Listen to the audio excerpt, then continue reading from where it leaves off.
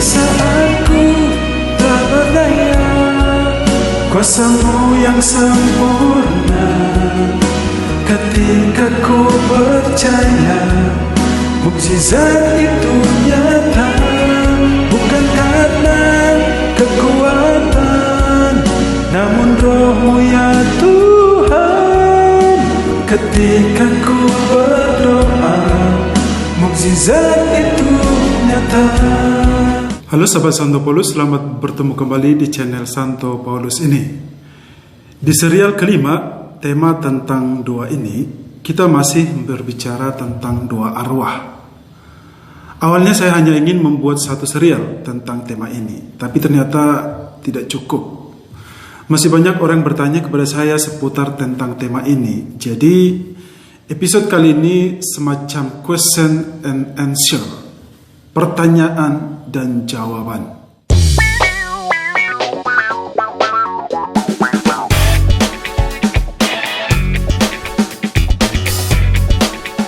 Pertama, pertanyaannya, sampai kapan kita harus berdoa bagi orang yang sudah meninggal? Inilah pertanyaan yang seringkali banyak saya dapatkan. Nah, saya akan menjawabnya begini.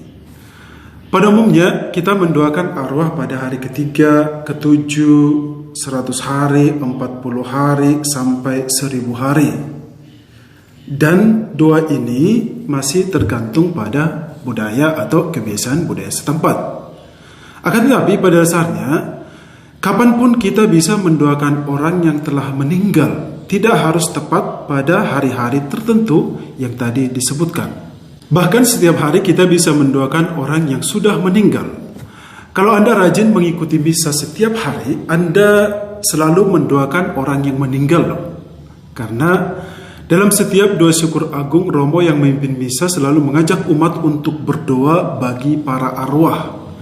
Contoh dalam doa syukur agung yang kedua, Romo selalu mendoakan salah satu bait doa yang didoakan dalam doa syukur agung itulah, ingatlah akan saudara-saudara kami kaum beriman yang telah meninggal dengan harapan akan bangkit, dan akan semua orang yang telah berpulang dalam kerahiman-Mu, terimalah mereka dalam cahaya wajah-Mu.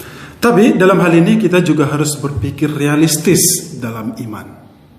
Dalam arti begini, kalau misalnya orang tua Anda sudah meninggal 30 tahun yang lalu, dan Anda masih selalu mendoakan agar beliau masuk surga, menurut saya itu keterlaluan, terlalu lama. Karena menurut saya yakin mereka kalau sudah meninggal lama dan juga selalu kita rajin mendoakan mereka, pasti mereka sudah masuk surga. Saya pernah diundang oleh sebuah keluarga untuk misa arwah bagi anaknya yang meninggal 20 tahun lalu. Dan anaknya yang meninggal waktu itu adalah masih berumur belum 1 tahun.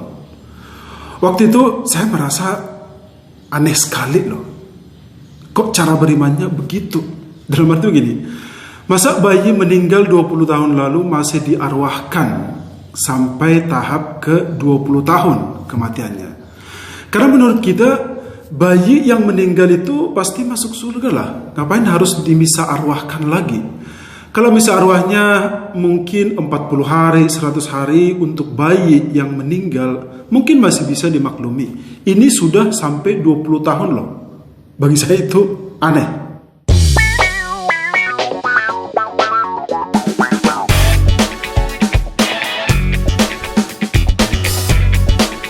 Question kedua, apakah dibenarkan meminta rezeki atau berkat dari para arwah?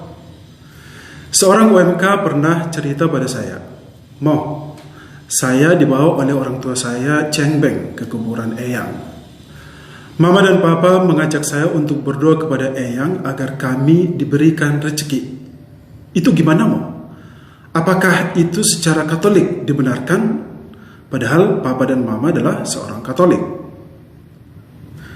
Jawaban saya begini, itu jelas-jelas salah secara Katolik. Secara agama lain mungkin dibenarkan, tetapi secara Katolik itu jelas salah. Mengapa? Yesus mengajarkan kita untuk meminta rezeki hanya kepada Allah. Anda pasti masih ingat dong doa Bapa Kami. Doa Bapa Kami yang diajarkan oleh Yesus kepada murid-muridnya itu adalah isinya, Bapa Kami yang ada di surga, dimuliakanlah namamu, Datanglah kerajaan-Mu, jadilah kehendak-Mu di atas bumi seperti di dalam surga. Berilah kami rejeki pada hari ini. Jadi, Yesus mengajarkan kepada kita untuk meminta rejeki hanya kepada Allah, bukan kepada arwah.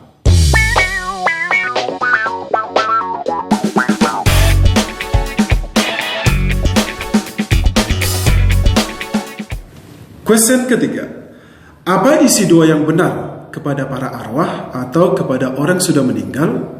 Contoh isi doa kita bagi orang meninggal adalah, ya Tuhan, berilah mereka istirahat kekal dan sinarilah mereka dengan cahaya abadi. Semoga semua orang yang sudah meninggal beristirahat dalam damai. Amin. Itulah contoh doa kepada arwah yang benar.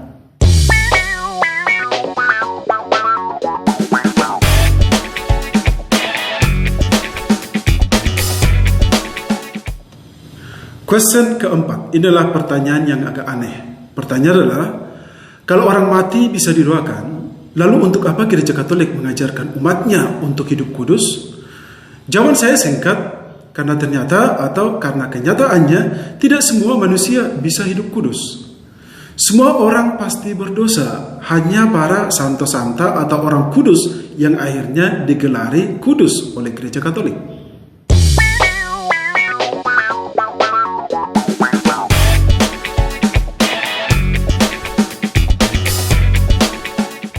Yang kelima, adakah persamaan dan perbedaan antara berdoa kepada orang kudus atau santa-santa dan berdoa kepada arwah? Saya jawab ada. Perbedaannya adalah, kalau kita berdoa kepada orang kudus, itu berarti kita berdoa mohon agar mereka mendoakan kita kepada Allah, sebab mereka itu pasti sudah ada di surga, sudah dekat dengan Allah. Sementara kalau kita berdoa kepada arwah, itu berarti kita berdoa agar Tuhan menerima mereka di surga. Itulah perbedaannya. Persamaannya adalah doa yang kita panjatkan entah kepada orang kudus atau kepada arwah, tetap Allah lah yang akan menjawabnya, bukan arwah ataupun bukan orang kudus.